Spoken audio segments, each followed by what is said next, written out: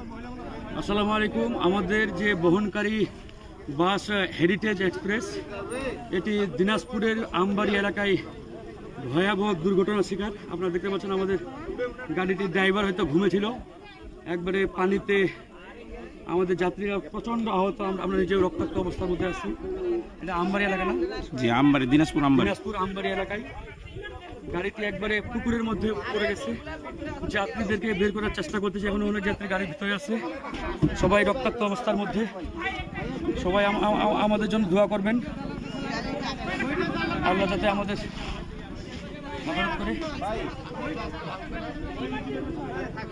আপনি একটু বলেন ভাই, আমার কথা বের হচ্ছে না, আপনি একটু বলেন। আমি কথা বলার অভ্যাস নেই।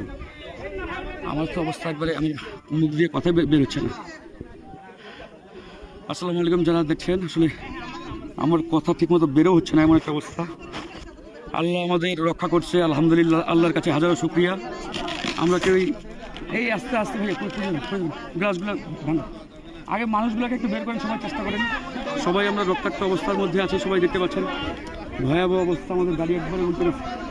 আমি যাত্রীদের বের করার চেষ্টা করলাম অনেকক্ষণ ধরে, একবারে হাত সহ আমাদের পুরো শরীর রক্তাক্ত অবস্থার মধ্যে আছে। এই যে কেটে অবস্থা দেখতে পাচ্ছেন আপনারা। মুস্তাফিজ,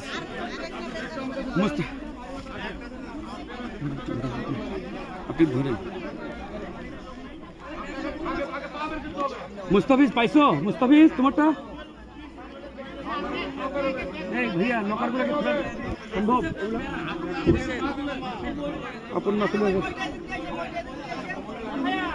জায়গাটি হচ্ছে দিনাজপুর জেলার আমবাড়ি। আমরা আসলে পাঁচবাড়ি বাজার, পাঁচবাড়ি এখনো আমাদের এখানে। এই ভাই, এই আপনারা একজন 999-এ কল দেন, 999-এ, 3টা 9-এ কল দিয়ে একটু পুলিশকে বলেন না ভাই।